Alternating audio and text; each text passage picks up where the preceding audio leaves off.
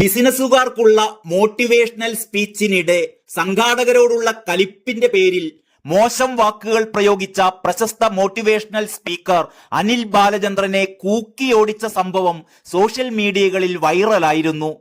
കോഴിക്കോട് CSWAയുടെ ഒരു ബിസിനസ് മീറ്റിനിടെ ആയിരുന്നു അത്യന്തം നാടകീയമായ രംഗങ്ങൾ അരങ്ങേറിയിരുന്നത്. 4 ലക്ഷം രൂപയും GSTയും അടക്കം മുൻകൂർ പ്രതിഫലം വാങ്ങി നടത്തിയ മോട്ടിവേഷണൽ സ്പീച്ചാണ് തെറി അഭിഷേകത്തിലും കൂക്കിവിളികളിലും മുങ്ങിപ്പോയത്. ഉച്ചക്ക് 2 മണിക്ക് തുടങ്ങേണ്ട പരിപാടിക്ക് അനിൽ ബാലചന്ദ്രൻ എത്തിയത് 1 മണിക്കൂർ വൈകിയാണ്. സ്റ്റേജിൽ കയറിയ ഇദ്ദേഹം ബിസിനസ്സുകാരെ അസഭ്യം പറയാൻ തുടങ്ങി.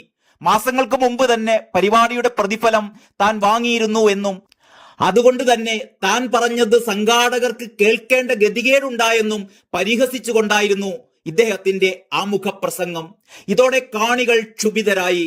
തുടർന്ന് വളരെ കഷ്ടപ്പെട്ടാണ് സംഘാടകർക്ക് അനിലിനെ പുറത്തിറക്കാൻ കഴിഞ്ഞതു തന്നെ. തുടർന്ന് കോഴിക്കോട്ടുകാരെ ആരും ബിസിനസ് പഠിപ്പിക്കാൻ വരേണ്ടെന്നും അവർക്ക് ഇത്തരക്കാരെ മര്യാദ പഠിപ്പിക്കാൻ അറിയാമെന്നുമൊക്കെ പറഞ്ഞായിരുന്നു സോഷ്യൽ മീഡിയ അനിൽ ബാലചന്ദ്രനെ എയറിലാക്കിയത്. ഈ സംഭവത്തെ തുടർന്ന് അനിൽ ബാലചന്ദ്രൻ സോഷ്യൽ മീഡിയയിൽ തന്റെ മോട്ടിവേഷണൽ സ്പീച്ചുമായി ബന്ധപ്പെട്ട പ്രചാരണം വിപുലപ്പെടുത്തിയിരുന്നു. ഇങ്ങനെയൊരു സംഭവം നടന്ന ഭാവമേ ഇല്ലാതെയായിരുന്നു അദ്ദേഹത്തിന്റെ പ്രചാരണ പ്രവർത്തനങ്ങൾ. കേരളത്തിൽ പിന്നീട് അദ്ദേഹം പരിപാടികളൊന്നും സംഘടിപ്പിച്ചിരുന്നില്ല, മുഴുവൻ വിദേശങ്ങളിലായിരുന്നു. ഇപ്പോഴിതാ സോഷ്യൽ മീഡിയയിൽ പുതിയൊരു ചിത്രം പങ്കുവച്ചിരിക്കുകയാണ് അനിൽ ബാലചന്ദ്രൻ. പരശുറാം എക്സ്പ്രസ് നമ്മളിങ് എടുക്കുക എന്ന കുറിപ്പോടെ ട്രെയിനിലെ കമ്പാർട്ട്മെന്റുകൾക്ക് പുറത്ത് നൽകിയ പരസ്യ ചിത്രങ്ങളോടെയാണ് ഫേസ്ബുക്ക് പോസ്റ്റ്. ജൂലൈ 4 മുതൽ നാഗർകോവിൽ ജംഗ്ഷൻ മുതൽ മംഗലാപുരം സെൻട്രൽ വരെ എന്നും കുറിച്ചിട്ടുണ്ട്. കുറിപ്പിനൊടുവിൽ കോഴിക്കോട്ടെ കലിപ്പന്മാരെ ഉദ്ദേശിച്ച് ഇങ്ങനെയും എഴുതിയിരിക്കുന്നു: എന്നോടുള്ള കലിപ്പിന് ട്രെയിനിന്റെ മുന്നിൽ കയറി നിന്ന് പടമായാൽ ഞാൻ ഉത്തരവാദിയല്ല.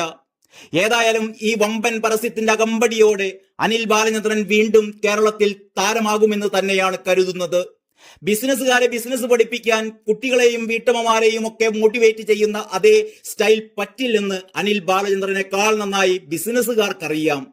എങ്ങനെയാണ് ബിസിനസ് സാമ്രാജ്യം വളർത്താൻ ചതിയും കള്ളത്തരങ്ങളും കുതികാൽ വെട്ടുമൊക്കെ നീറ്റായും തന്ത്രപരമായും നടത്തേണ്ടതെന്ന് അവരെ പഠിപ്പിക്കാൻ ഇന്ന് കേരളത്തിൽ അനിൽ ബാലചന്ദ്രനേക്കാൾ വലിയ മറ്റൊരാളില്ല. കൂക്കി വിളിച്ചവർ തന്നെ ലക്ഷങ്ങളും കോടികളും കൊടുത്ത് ബാലചന്ദ്രനെ എഴുന്നള്ളിച്ചു കൊണ്ടുവന്നാൽ അത്ഭുതപ്പെടാനുമില്ല. News desk Kalakaumudi.